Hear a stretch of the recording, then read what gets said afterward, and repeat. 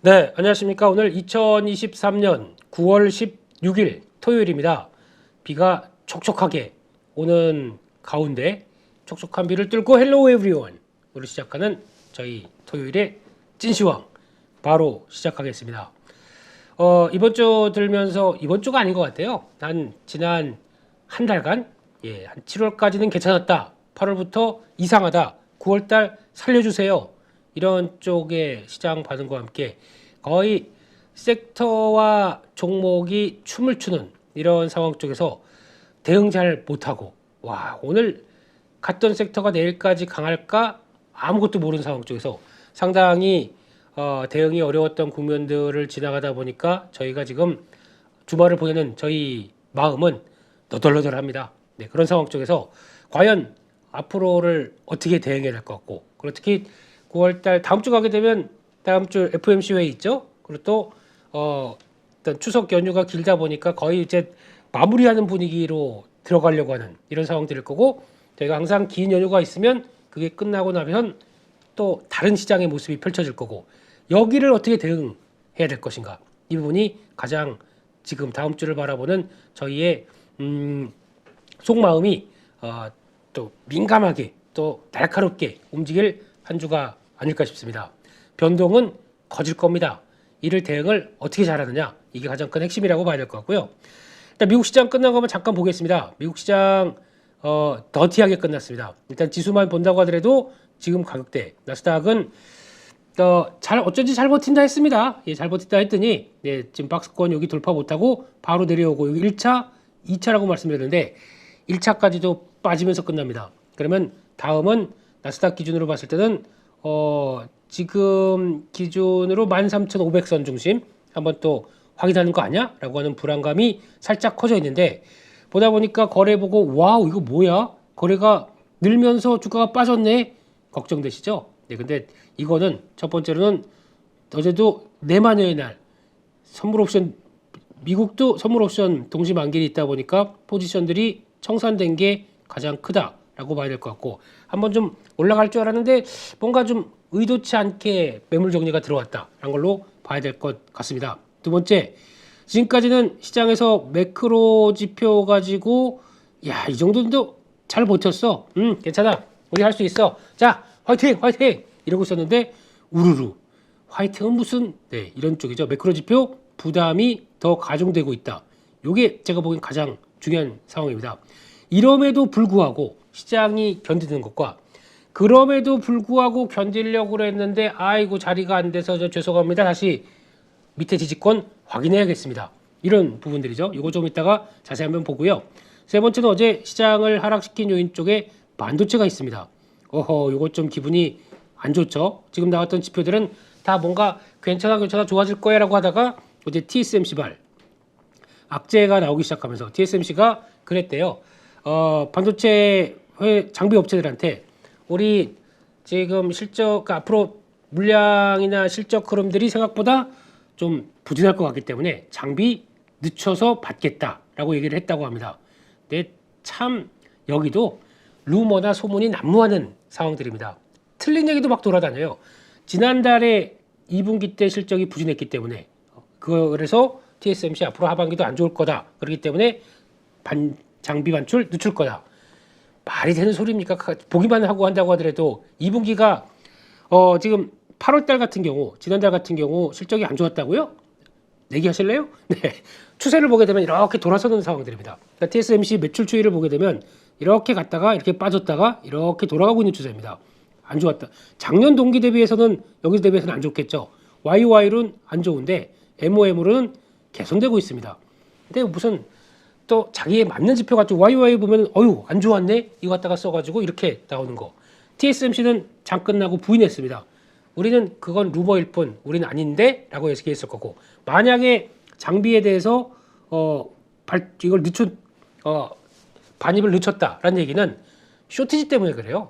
쉽게 말씀드리면 지금 제대로 투자가 잘 안 돼 있는데, 대표적으로 지금 TSMC가 엔비디아가 막 좀 어떻게 좀 해봐라고 하는데 어쩔 수 없이 지금 딜레이가 돼, 쇼티지가 나오는 쪽은 패키징입니다.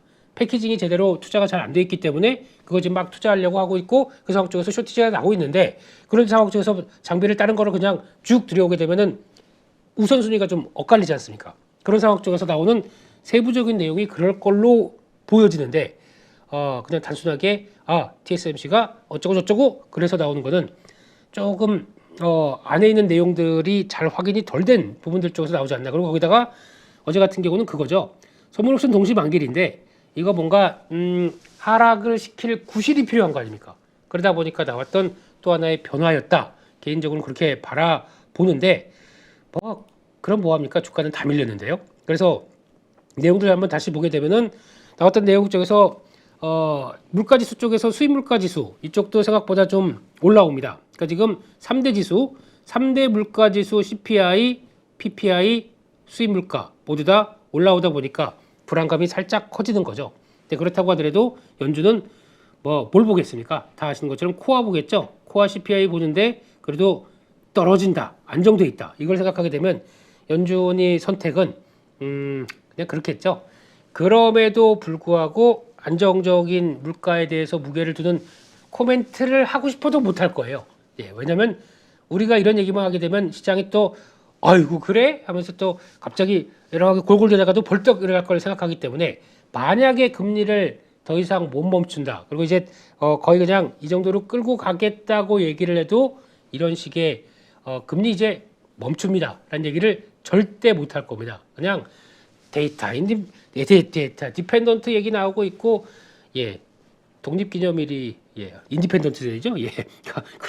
그런 얘기나 하면서 일단은 애써 그냥 어느 정도 떨어지는 거 확인하고 다 할 것 같긴 한데라도 계속 그런 얘기 나오겠죠. 그래서 이런 것들은 아직까진 이렇게 나오고 있고 수입 물가지수 쪽에서는 만약에 이전 수준 같은 경우였으면은 유가가 급등을 해서 이렇게 나온 상황 쪽에서 변화를 본다라고 하게 되면 당연히 수입 물가 지수가 더 많이 뛰었겠죠. 하지만 지금은 수입 물가 측면들도 있겠지만은 지금 미국은 에너지 수출국으로 바뀌어 있는 입장 쪽에서 그러니까 물가와 쪽은 상관이 없습니다. 어떤 볼륨 총량에 대해서는 에너지 순수출국 입장 쪽에서 지금 유가가 올라가는 거를 뭐 완전히 부정적으로만 바라보지 않을 거고 거기다가 이게 부담이 컸다. 그러면 지금 미국 대통령은 저러고 있으면 안 됩니다. 그냥 회의 끝나고 밖에 나와서 베렌제리스 아이스크림 이거 먹으면서 이러고 있을 때가 아닙니다. 중동으로 날아가서 야 뭐가 문제냐? 오페크 다 모여봐 이러면서 이렇게 어떤 액션을 취했겠죠. 지금 그런 영향력이 지금 되지 않는데 거기다가 또 적극적이지 않다는 얘기는 유가의 상승을 약간 용인하고 있다는 얘기겠죠. 이런 변화들도 보시면서 유가는 급등 이런 상황들이고 또 하나 지표를 봤었을 때 약간 이제 부담 가는 요인들 쪽에 하나는 그게 있죠. 소비지 심리 지수가 지금 발표가 됐는데 67.7, 69 정도가 되지 않을까 싶었는데 소비 심리에 대한 이거 예상치입니다. 미리 발표하는 거죠. 이게 지금 아무래도 생각보다 좀 위축되기 시작합니다. 소비 기대감이 좀 떨어지는데 게다가 또 기대 인플레이션 이것도 발표가 되는데 3.1% 지난달 3.5%에서 하락합니다. 그러니까 즉 기대 인플레이션은 생각보다 직접적으로 물가가 어떻게 될 것이냐 아래쪽에서 기대되는 부분들이 하락하고 있다. 이런 쪽들. 그러니까 기대되는 인플레이션이 하락한다는 얘기는 일단 지금 물가 수준이 생각보다 좀 많이 내려가고 있다는 거에 대한 반증이겠죠. 3.5에서 3.1은 의미가 있다고 보여집니다. 5년짜리도 다 낮아졌어요. 1년짜리거든요. 그러면 5년짜리도 낮아졌다라는 부분들은 약간 물가에 대한 압박들을 많이 좀 최근에 나오고 있는 유가를 비롯한 동향이 나온다고 하더라도 중기적으로는 안정적으로 보여진다라고 보는데 이게 문제죠. 소비 관련된 쪽 오늘 자료를 준비하려고 하다가 그냥 왔습니다. 소비 쪽은 다음에 기회가 되면 또 말씀을 드리겠는데 미국의 소비는 이번에 3분기에서 4분기 부진할 겁니다. 그리고 이거를 또 극복해야 될 문제가 나옵니다. 저희가 잘 알고 있는 대표적인 4,300만 명이 미국에서 학자금 대출을 받았는데 아이고 이거 코로나19 때문에 상환 유예시켜줬고 상환 유예라는 얘기는 원금 이자 안 내도 되잖아요. 기다렸다가 혹시 저거 탕감해주지 않을까라고 내심 기대를 했습니다. 근데 탕감은커녕 자본주의에 탕감이 어디 있습니까? 돈을 빌렸으면 갚아야 되겠죠. 이게 나오기 시작하면서 9월 달부터 개선된 거 10월부터는 납부가 들어갑니다. 4,300만 명. 대한민국 인구 정도가 학자금 냅니다. 근데 다시 유예시킨 거 냅니다. 근데 이쪽이 거의 이제 그런 사람들이죠. 이제 막 사회생활 시작하거나 아니면 이제 좀 들어간 MZ 세대가 돈 벌기 시작하는 이 상황들, 이게 딱 걸리기 시작합니다. 그러면 MZ 세대의 소비에 대해서 타격을 받기 시작. 물론 뭐 약간 중장년층과는 차이가 있다라고 그래서 진짜 소비 여력들은 이분이다라고 생각할지 모르겠지만 트렌드를 만들어가는 쪽은 이쪽입니다. 트렌드가 위축되겠죠. 그럴 가능성도 있다 보니까 요거에 대한 여파는 계속 또 확인해야 될 것 같습니다. 이런 쪽으로 봐야 될 것 같고, 그렇게 되면은 지금 나왔던 지표들 여러 가지 봤었을 때 그냥 좀 그렇죠. 그러면서 반도체 악재가 좀 이어지다 보니까 시장에 타격을 주어줬습니다. 이렇게 되면은 예측은 힘든데, 예측하는 거 좀 별로는 좋아하진 않는데, 이렇게 되면 대표적인 마이크론 테크놀로지도 2% 이상 하락했죠. 거기다가 또 지금 어드밴스드 마이크로 디바이스도 4.8% 이런 식으로 반도체 장비 쪽도 많이 빠졌습니다. 그럼 최근에 움직였었던 대표적인 또 반도체 쪽도 월요일 날 당연히 타격을 받겠죠. 받는데 이게 받고 약세에서 시작하다가의 다음 변화, 이게 제일 중요하겠죠. 항상 갭 상승이나 갭 하락이 나왔을 때 제가 장중에서 여러 차례 설명을 드렸습니다. 자세한 액션은 또 시간 들어가니까 그때 나왔던 부분들 한번 참고를 하시면서 보셨으면 좋겠고요. 갭 상승과 갭 하락이 나왔을 때 저희 투자자의 자세는 반대로, 그러니까 올라가는 거는 와 뜨니까 뭔가 좋은 얘기가 있겠지. 그 다음에 나오는 걸 그대로 또 대응을 하기에는 제가 딱 10분만 기다리라고 말씀드렸지 않습니까? 10분 기다리고 나서 그때 흐름 보고도 하시게 되면은 더 쫓아갈 건지 아니면 보지 말아야 될지 아니면 있는 거라도 팔아야 될지 이런 여러 가지 현상이 나오는데, 반도체도 똑같습니다. 이제 갭 하락이 나옵니다. 갭 하락이 나왔었을 때 이게 어떤 식의 반응들 들어가는지도 체크를 해야 되는데, 제가 보기에는 시작하고 반등.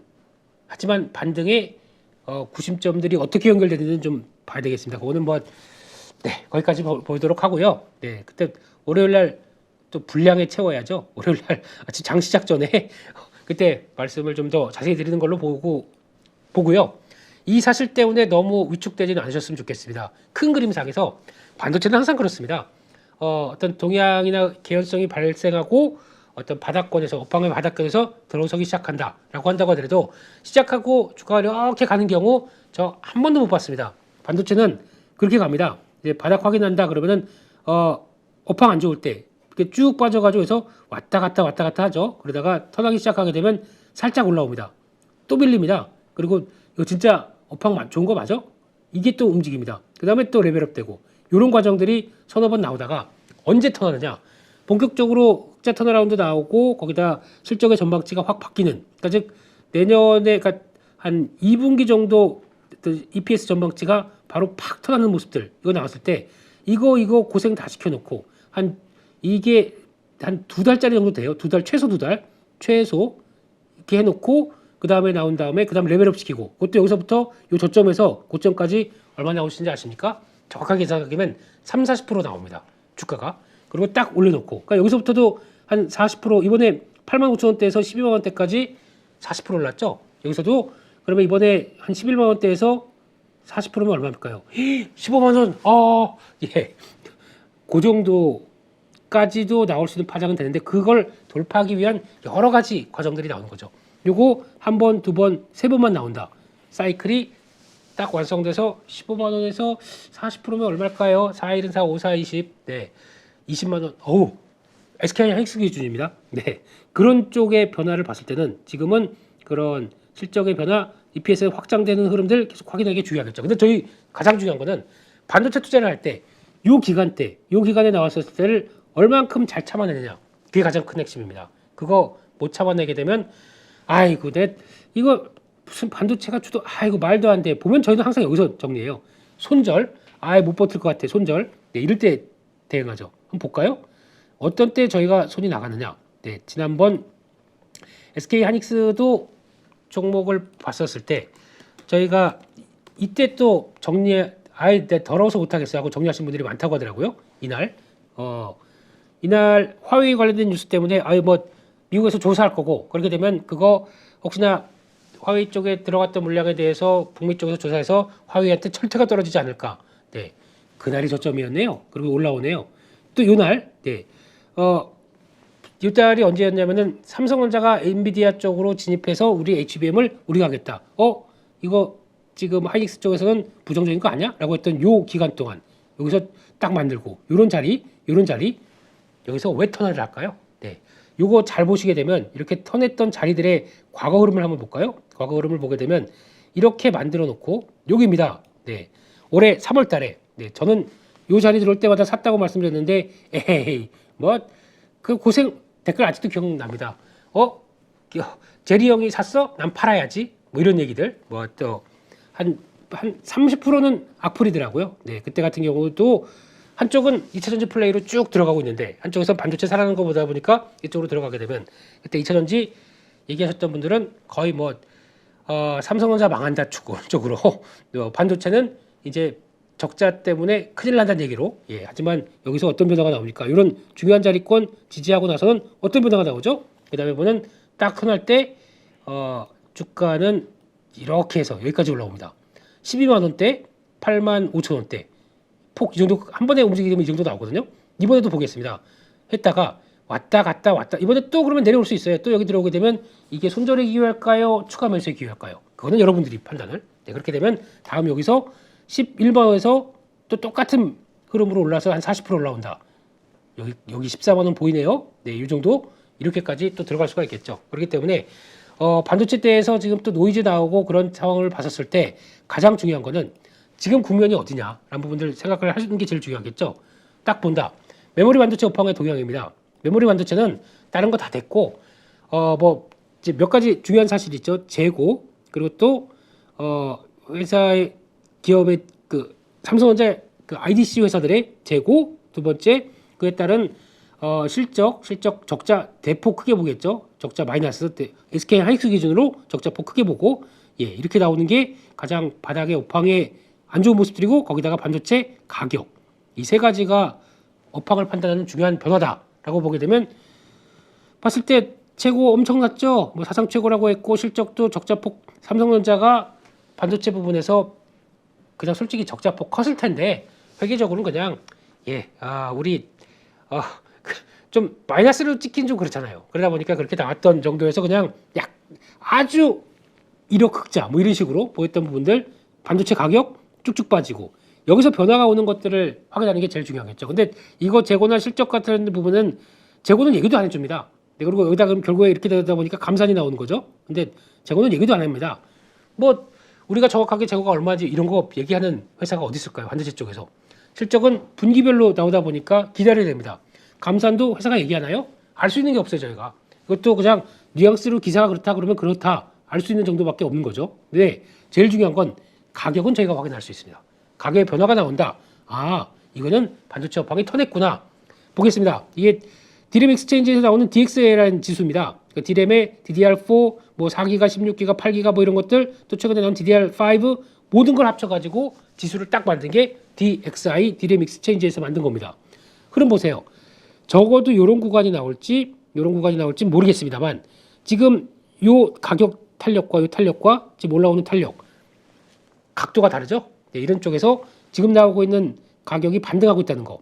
요즘에 스팟 가격, 현물 가격 보게 되면 1, 2, 3, 4, 6일째인가 5일째 지금 계속 올라오고 있습니다. 이게 지금 반영되고 있는 거죠. 그러면 적어도 이때 같은 경우도 만약에 살짝 반등이 나왔다. 작년이었습니다.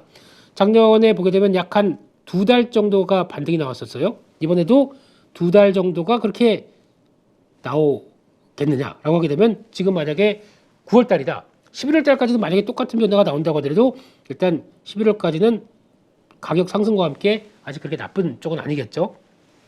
이런 부분들 확인되게 되면 가격이 변하고 있는데 지금 나오고 있는 흐름들 본다. 거기다가 또 수출 동향을 보겠습니다.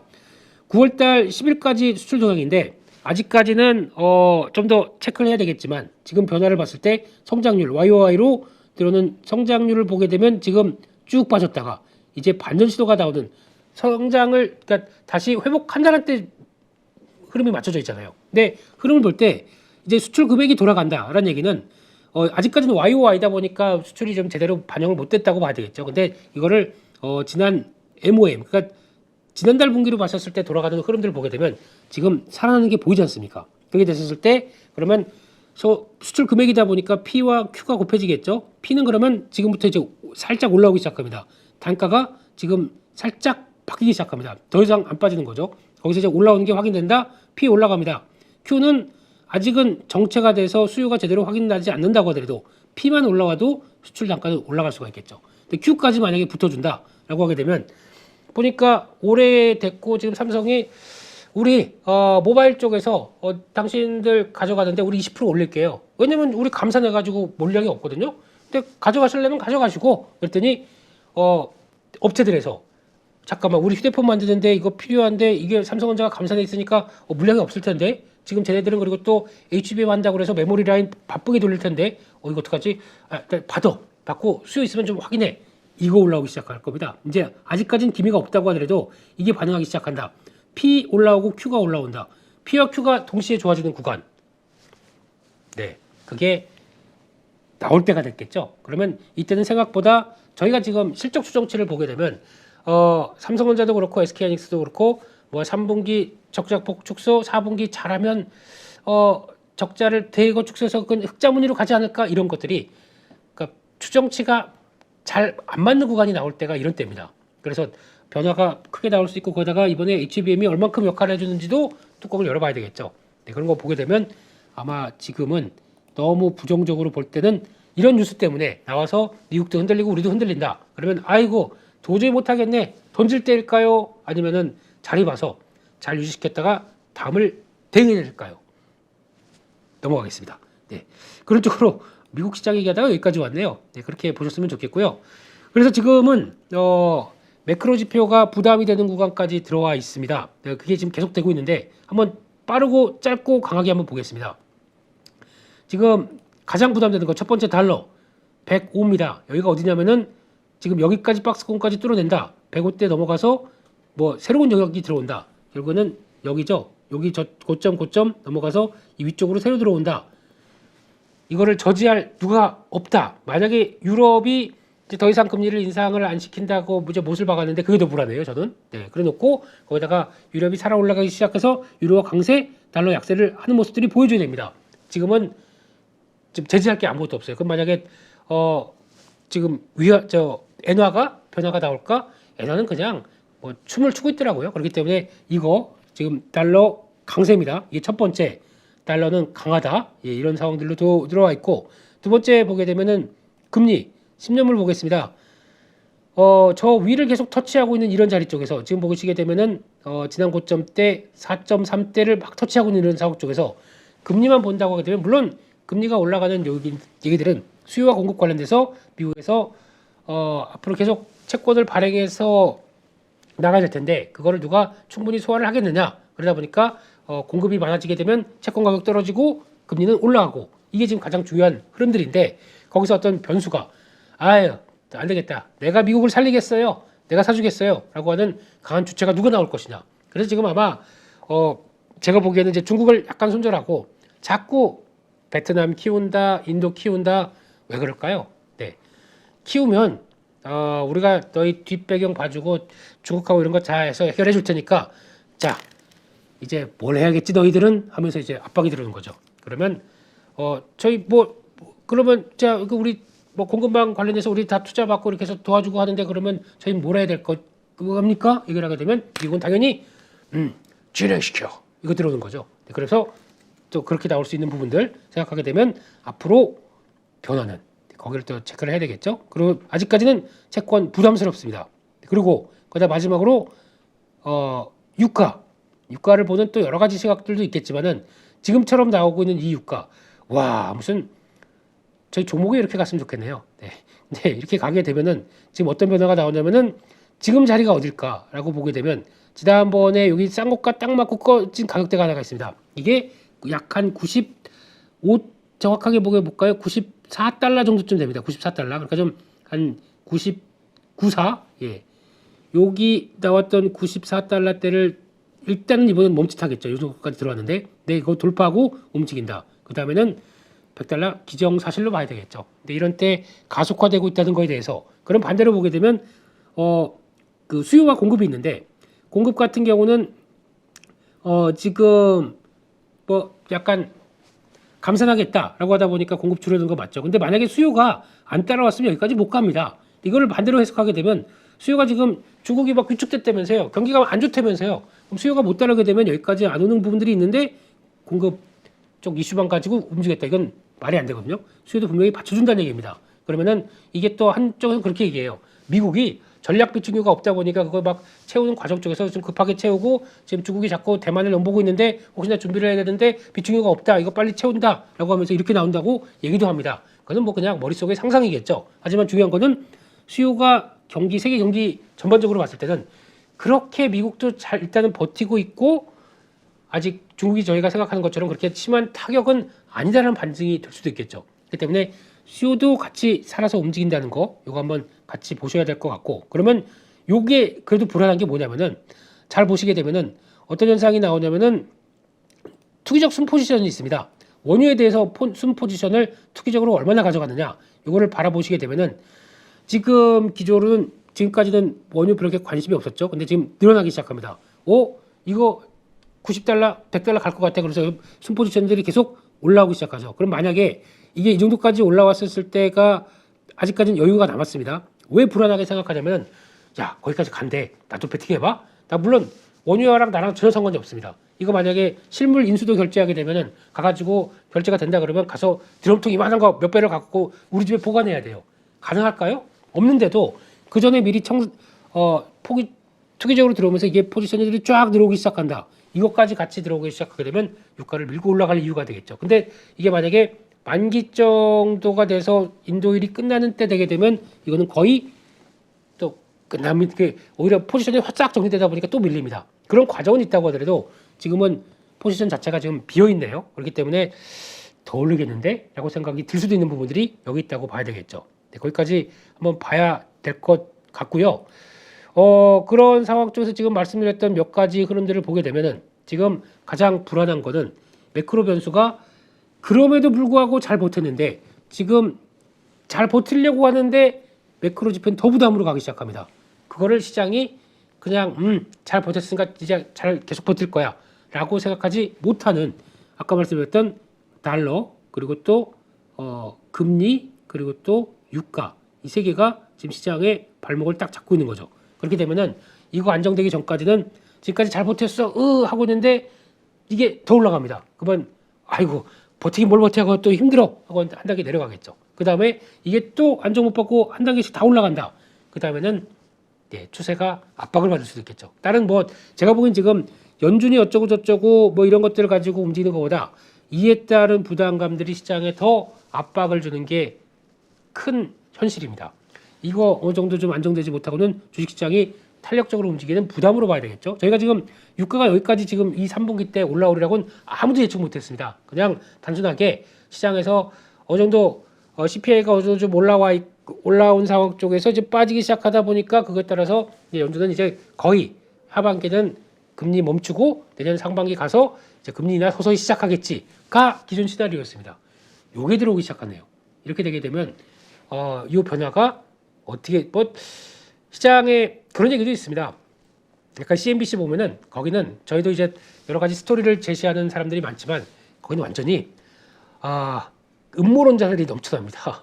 약간 거의 뭐라고 그러더라? 뭐 블랙 시오리 뭐라고 하는 얘기 하는 것 같은데 뭐 이번에 딱 유가를 끌어올리기 위한 가장 큰 작품은 뭐 사우디아라비아가 러시아 쪽으로 넘어가서 러시아, 중국 이쪽과 한쪽이 돼서 그쪽과 같이 연계하는 측면들이 높기 때문에 사우디아라비아도 올라가면 좀 나쁜 거 아니다. 그렇기 때문에 이거를 가속화시키는 측면들이 있다. 예전 같은 경우는 감산을 한다고 하더라도 감산을 했다고 얘기만 했을 뿐 나중에 결과 보게 되면 계속 예전과 거의 비슷하게 내보냈는데 이번에는 진짜 감산한다. 이런 얘기도 있고 뭐 별 얘기가 많은데 저희가 가서 유전 옆에서 진짜 얼마 생산하는지 가격 체크하고 이거 못하지 않습니까? 그런가 보다 하는데 일단 가격은 반응하고 있다. 여기에 포인트를 맞춰야 되겠죠. 요거 앞으로도 계속 체크해야 될 것 같습니다. 다음 주도 요 부분들이 계속 확인이 돼야 시장에 대한 변화가 나오겠죠. 그래서 지금 또 하나 봐야 될 부분들은 이렇게 나오기 시작하다 보니까 이번 주 외국인들이 선물 매수 막 강하게 들어오기 시작하면서 우와 이제 추세 전환 2600선 가자라고 하지만 이게 더 무섭습니다. 혹시 파생을 아시는 분들은 선물 매수가 외국인들이 저렇게 2, 3일 때 강하게 막 한쪽 방향으로 들어왔다. 그 다음 주 폭등한다고요? 네. 죄송합니다만 좀 파생이나 시장에 대한 이해를 조금 더 높이셔야 나올 수 있을 흐름입니다. 이렇게 되게 되면은 보통 역방향이라는 게 존재를 해요. 그러니까 한쪽으로 가서 포지션을 강화시켰다. 그러면 그에 따라서 역방향들이 보통 만약에 후폭풍 비슷하게 나오게 되면 그대로 내려가는 경우도 있는데 지금 그 정도까지는 아닐 것 같고 역방향으로 나오게 되면 다음 주 의외로 하방에 그러니까 다시 제 방향으로 가려는 흐름들이 훨씬 높습니다. 그게 조금 어려운 얘기로 말씀드리게 되면 베이시스가 확대됐다가 다시 축소되는 과정입니다. 그렇게 보셨으면 좋겠는데 그거까지 보게 되면은 다음 주에는 다시 주가가 쭉 올라가는 게 아니라 이를 소화하는 게 나옵니다. 아주 좋은 표현으로 말씀드리면 소화하는 과정이 나올 수밖에 없습니다. 그렇기 때문에 그거 나오는데 저희는 추석 전주랑 딱 걸려버려요. 추석이 그러니까 다음 주 일주일 있고 그 다음 주가 3일 날고 추석 연휴 길게 있지 않습니까? 이러다 보니까 이때에 따라서 그러면 시장이 변동성은 아까 말씀드렸듯이 변동성 커지는데 이거의 시장에서 어떤 식으로 다가오면서 시장 흐름들을 만들어갈지는 봐야 되겠죠. 그러면 추석 연휴까지 있다 보니까 그때 나오는 흐름들까지 생각하게 되면 시장이 어떤 방향으로 크게 가려고 하지 않겠죠. 그러면 약간 정체된 상승학 쪽에서 변동성이 큰 것들 이거 한번 보셔야 될 것 같고 그렇게 되면 그 다음에 연휴 끝나고는 10월 시장으로 갑니다. 여기서 가장 뭘 봐야 될까라고 하게 되면 그러다 보니까 지금 시장의 색깔이 바뀌고 있습니다. 지금 다 기존에는 어떤 성장주에 대한 시각들 그러니까 즉 저희가 알고 있는 요거죠. 2차 전지, AI, 로봇, 바이오 이런 거 가지고 올해 수익 많이 나신 분들 많더라고요. 생각보다 그런 분들 있죠. 종목 하나 집중 매수 빡 했다가 거기다가 오히려 흔들린다 그러면 전혀 권해드리고 싶지 않습니다만 그에 따른 확신이 어떻게 생길지는 모르겠지만 의외로 이번에도 그제 AI 의료라고 얘기 드리고 이제 유닛 뷰노 같은 경우도 의외로 수익 나신 분들이 많더라고요. 근데 그때를 그렇게 많이 하시더라고요. 이런 한 종목 쪽에 집중 매수하는 분들은 신용 적극적으로 쓰시더라고요. 그렇게 되면 내가 이쪽을 계속 모아가다가 나 다 샀습니다.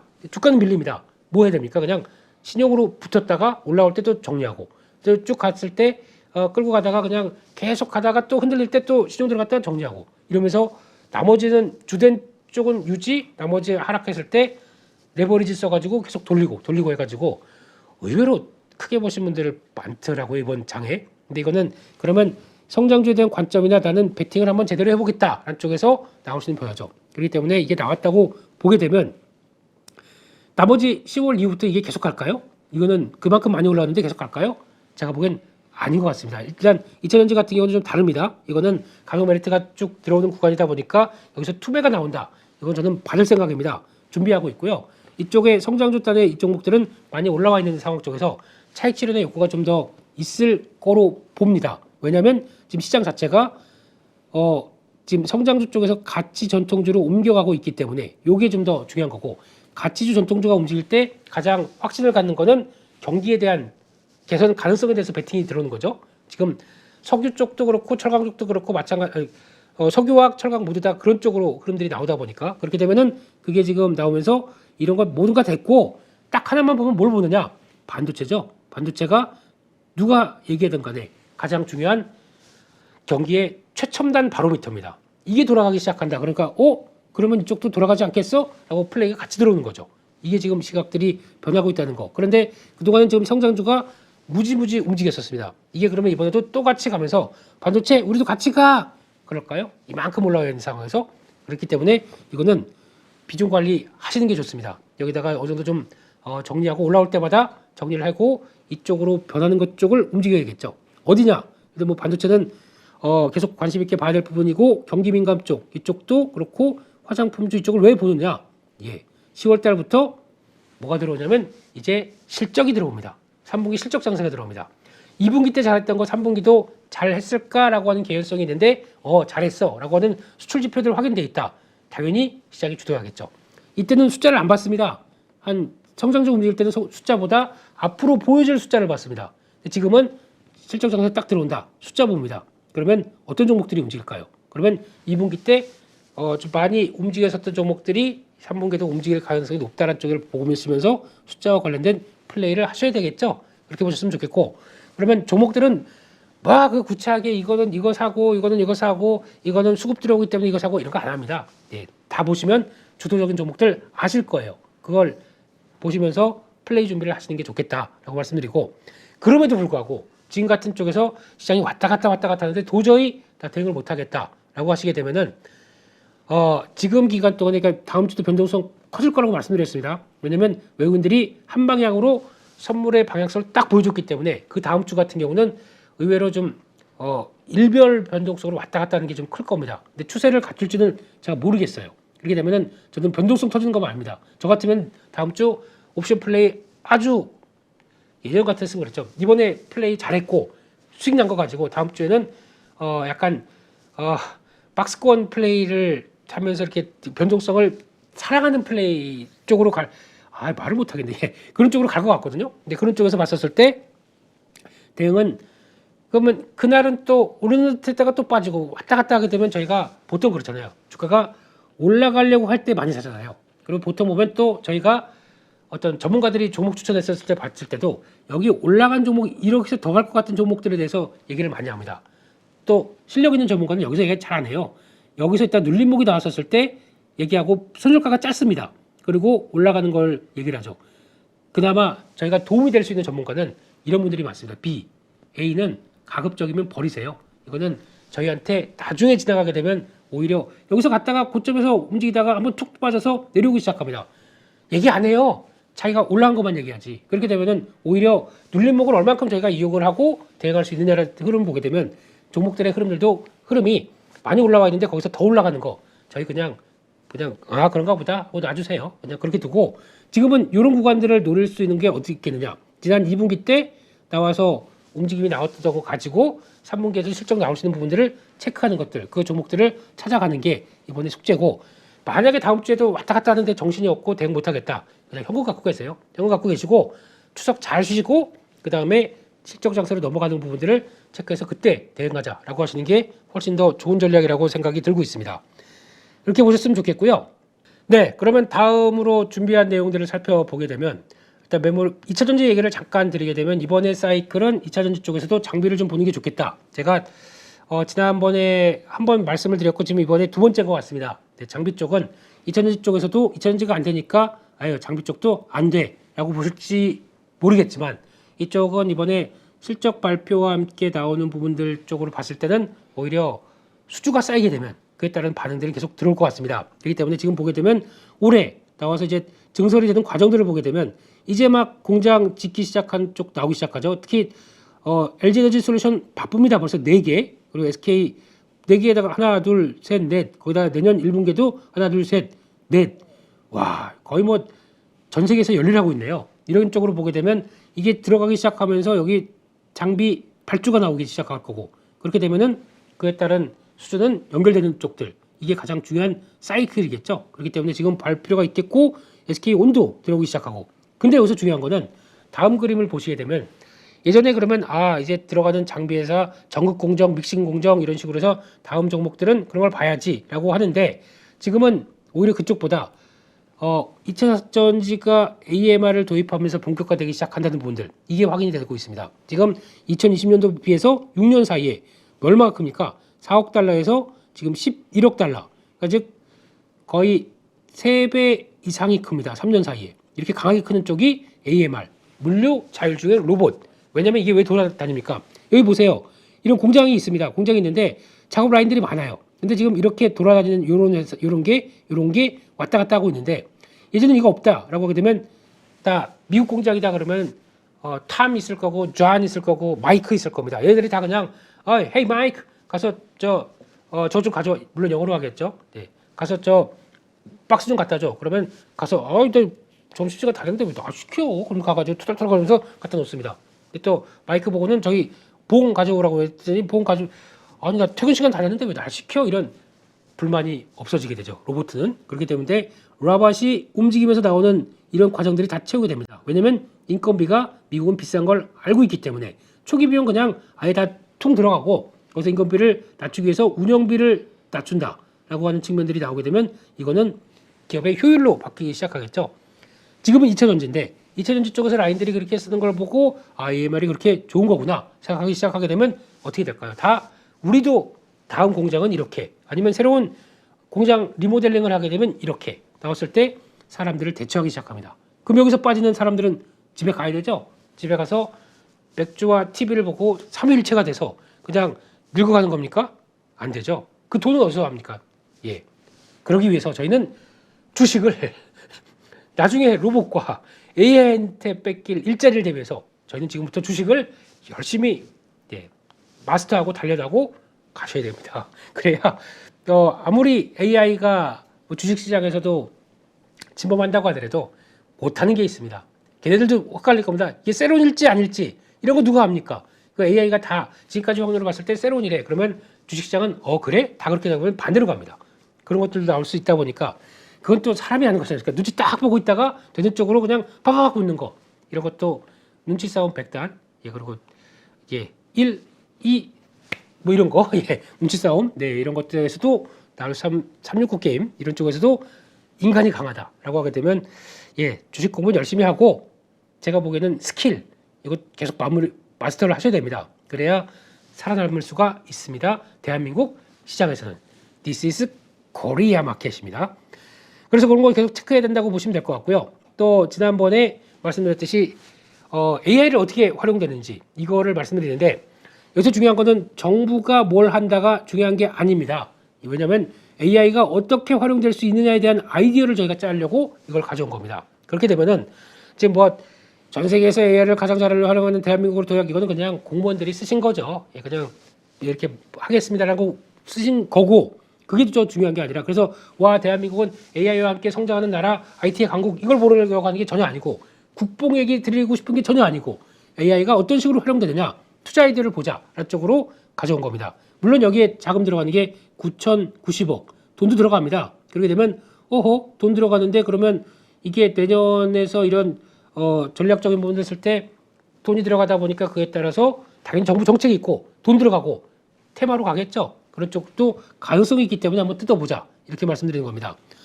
일상을 풍요롭게 한다고 하고 있고 산업 현장에 들어가고 있고 정부 행정에 들어갑니다. 그러니까 즉 이거는 잘 모르겠고요.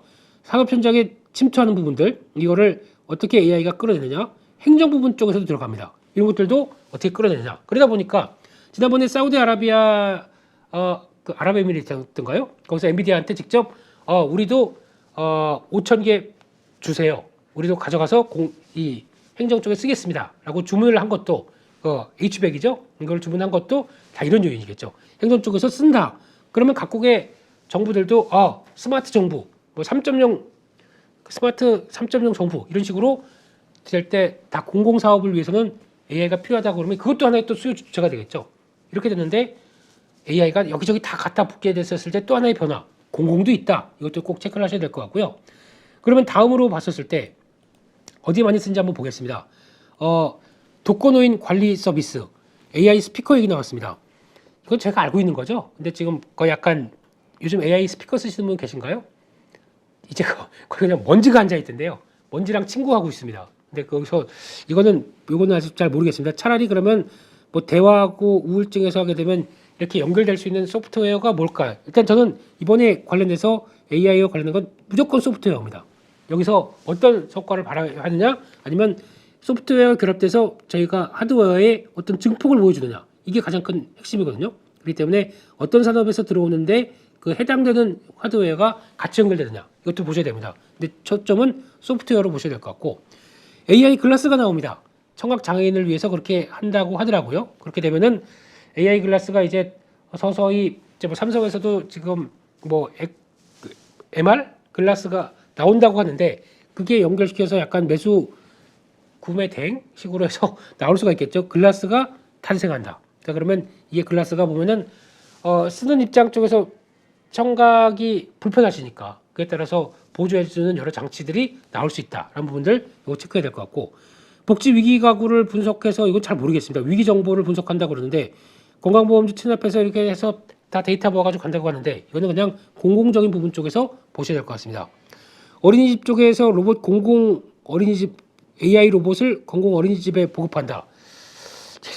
그냥 로봇이 이런 쪽으로도 쓰는구나 라는 쪽으로 서비스 로봇 쪽의 관점들로 봐야 될 것 같고 AI로 급식 관리한다. 이게 약간 어떻게 보면은 음식료 업체들이 이제 공급망 관리하면서도 AI가 들어갈 수 있겠다는 쪽이고, 음식료 업체들이 이게 관리입니다. 그 체인을 관리하는 시스템이에요. 이것도 소프트웨어가 붙어서 하기 시작한다 그러면 이거는 결국에는 SCM 관련된 쪽일 겁니다. 또 공급망 관리 쪽에 그쪽에 대한 부분들로 생각하면서 잘 내일 급식이 뭔데? 그러면 그에 따라서 AI가 착착착착 내일 필요한 만약에 보자 영양사가 이제 메뉴를 정합니다. 왜냐면 요거 그러면 그거 가지고 착착착 해서 벌써 주문까지 다 해서 그냥 내일 아침에 딱 받아올 수 있게 이렇게 되는 시스템적인 거죠. 이런 거 보셔야 될 것 같고 디지털 교과서 나옵니다. 이거는 계속 관심 있게 봐야 되겠죠. 교육주와 관련된 쪽에서 체크해야 될 부분들이다. 라는 쪽에서 이거는 확인해야 될 것 같고요. 다음으로 봤었을 때는 지금 보면 여기서 또 이제 중요한 단어들이 나옵니다. 농업, 어업, 소상공인 이건 잘 모르겠습니다. 저도. 근데 농업, 어업 즉 1차 산업이 4차 산업과 연관돼서 융합이 나오기 시작합니다. 이런 거 좋아합니다. 왜냐하면 기존에 생산성이 없었던 섹터가 생산성을 끌어올리는 섹터가 결합이 돼서 레벨업이 된다. 이런 거 또 변화가 나오기 시작했죠. 스마트팜 모니터 온실 관리 여기서도 또 하드웨어와 같이 붙을 수가 있겠죠. 농업 로봇 지금 저희 얘기하는 대동 이런 것들 여기 무인 기계와 이거를 무인 뭐 농기계가 나오기 시작하면서 나오는 변화들 이런 것들을 관리할 수 있을 것 같고 축사 얘기가 나옵니다. 여기서도 붙기 시작하겠죠. 그러면 여기서 나올 수 있는 투자 아이디어들도 앞으로 어떤 식으로 바뀔 것인지 그에 따른 부분들 체크해야 될 거고 벌써 이쪽은 움직이죠. 대동 같은 경우는 기업들과 움직였다. 그러니까 투자 아이디어를 갖고 있는데 여기서 대기업이 관심을 보이기 시작하고 거기다가 돈이 들어오기 시작한다. 자금이 들어오기 시작한다. 이거 뭡니까? 테마주가 움직이는 테마주에서 트렌드로 쫙 움직이는 조건들이죠. 그래서 이번에 대동 같은 경우도 이런 거 쉽게 상담 왔을 때 계속 그런 얘기 들었어요. 쉽게 팔지 마시라고. 이제 끌고 가시라고. 그런 쪽으로 말씀드렸는데 이제 성장주가 약간 흔들흔들하다 보니까 그렇게 나올 수는 있습니다만 그런 쪽은 그래도 초기에 지금 그 정도의 밸류를 못 받는 상황 쪽에서 자율주행 로봇 쪽이 연결된 농기가 들어간다. 당연히 성과를 볼 수밖에 없겠죠. 이거는 보셨으면 좋겠고 또 스마트 양식 요거는 이제 아마 앞으로 계속 또 관심이 높아질 겁니다. 왜냐하면 오염수 일본 오염수 문제 때문에 여러 가지 관심이 높아지는 쪽이 있기 때문에 이것도 관심이 있어야 될 것 같고 디지털 의료 나옵니다. 디지털 의료, AI 의료 이거 나오기 시작하면서 나오는 변화 이거는 한 단계 레벨업이 쫙 됐죠. 그러면 그 다음에는 이제 성과 나오는 것들에 따라서 주가가 차별화가 딱 될 겁니다. 누가 먼저 턴어라운드 되느냐, 누가 먼저 성과를 계속 가져가느냐 그렇기 때문에 그 나오는 부분들 계속 체크할 게 중요할 것 같고. 박물관, 미술관, AI 안내 로봇 잘 모르겠습니다. 그냥 로봇 쪽에 대한 변화로 하나로 또 해석해야 될 것 같고 중요한 게 또 나오네요. CCTV 네, 이것도 AI 기반에 나오기 시작합니다. 중국 거를 대체하기 시작하죠. 그러다 보니까 CCTV가 AI가 붙는다. 중요한 변화 나오겠죠. 산불 감시 AI 도입 시스템 이런 거 좋죠. 사회적으로 위험성이 있는 것들과 이런 것도 보게 되면 자꾸 흉기 막 갖고 다니고 막 그런데 만약에 AI로 들어왔는데 흉기 비슷한 물건들 갖고 돌아다니는 사람이 나온다. 그걸 가지고 CCTV가 확인해서 관제와 경찰서에 쭈르륵 연락해서 나오는 이런 부분들을 보게 되면 안전하게 바뀌어줄 수 있고 산불 감시도 마찬가지겠죠. 그 산불이 나올 수 있을 만한 그 초기에 진화라는 게 제일 중요하지 않습니까? 그런 것도 또 나오기 시작하고 이렇게 되게 되면 아마 변화가 그 공공 영역에서 보여줄 수 있는 것도 상당히 많다라고 하는 쪽도 생각을 해봐야 되지 않나 쪽에서 여러 가지 봐야 될 것 같고 또 이것도 중요한 것 같아요. 제가 지난번 이태원 사태를 겪고 나다 보니까 거기서 인파 관리 이런 것들도 사람이 모여가기 시작했었을 때 나올 수 있는 변화가 운집되기 시작했었을 때 나오는 행동 분석 같은 경우도 AI로 하기 시작한다 그러면 이쪽에서 사람들 움직이는 거 맞으니까 이 밑에서 사고가 날 것 같으니까 그걸 미리 해주고 그런 여러 가지 흐름들 이게 어떻게 연결을 시킬 것이냐라는 부분들은 이런 거 같은 경우는 행동 분석과 관련된 쪽이다 보니까 사람들의 트렌드에 맞춰가면서 방향성을 예측하는 어떤 소프트웨어겠죠. 이런 것들을 보시면서 하드웨어, 소프트웨어 관련된 여러 가지 아이디어들을 다 갖춘 상황에서 이게 들어가고 이게 들어오기 시작한다. 그러면 주식 사야지. 그렇게 되는 거죠. 그거 한번 보시면서 막연한 아이디어가 남들은 보지 못하는 숫자가 보이기 시작하는 게 확인이 되면서 나가 느껴지기 시작한다. 저희가 보는 똑같은 숫자 가지고 주식을 한다. 수익을 크게 못 내요. 그러니까 저희가 알고 있는 그런 거 있잖아요. 그러니까 저평가인 종목, 은행주 다 알지 않습니까? 싸고 거기다가 배당 많이 주고 저평가고 자산 대비해서 저평가고 이런 종목들. 근데 왜 이게 지금 이렇게 거래가 되고 있는 걸까요? 벌써 지금 그러면 은행주가 지금 하나금융 뭐 4만 원대가 아니라 벌써 20만 원대 움직여야 될 종목입니다. 근데 왜 이렇게 돼 있을까요? 싼 거 다 알고 있는데. 그러면 싼 거 다 알고 있는 입장에서 봤을 때는 거기서만 사람들이 알고 있는 자체에서는 크게 변하지 않는다는 얘기죠. 설마 그렇게 변하겠어라고 하는 그 숫자라도 앞으로 사람들이 보이지 못한 숫자가 보여지기 시작하면서 나한테 다가왔었을 때 그러면 난 투자 애들을 연결시켜야지. 그러면 이제 사람들이 다 그래 그게 보여주는 숫자가 맞아. 그래서 글로 막 몰려갈 때 나는 싸게 샀던 거 거기서 사람들이 비싸게 사준다니까 얼마나 고맙습니까? 거기서 줘야 되겠죠. 그러면 폭이 무지 커집니다. 이게 10배거? 아니 그런 정도까지 못하지도 않고요. 그 수익률을 생각보다 남보다 주식을 잘하는 조건의 첫 번째라고 저는 생각합니다. 그걸 찾아다닌다고 하게 되면 뭐 매일 그러니까 아이디어를 계속 확장시키기 위해서 노력하셔야지. 그냥 오늘이 뭐가 올랐고 내일은 또 뭐가 올랐고 기사 뉴스 찾아보면서 그렇게 대응하실 필요 전혀 없습니다. 제 생각을 넓혀가세요. 그게 더 주식을 크게 볼 수 있는 조건이라고 저는 생각합니다. 네, 남들과 다른 생각.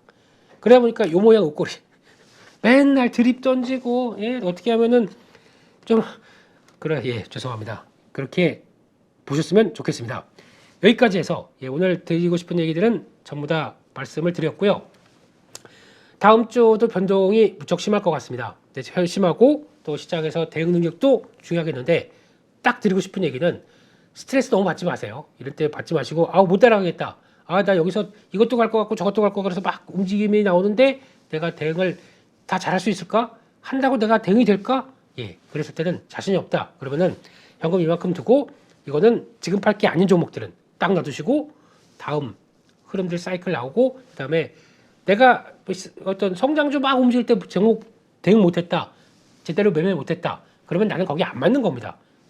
무리하면서 내가 남들이 좋아한다는 로봇 가수 거기 가서 매매한다고 해봐야 스트레스만 받고 수익도 안 납니다.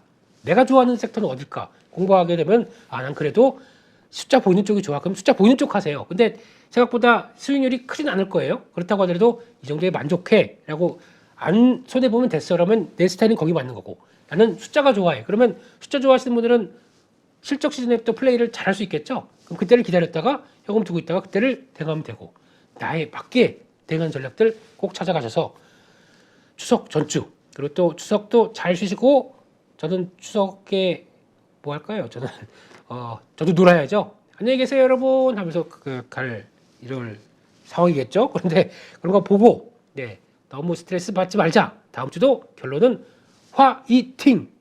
감사합니다.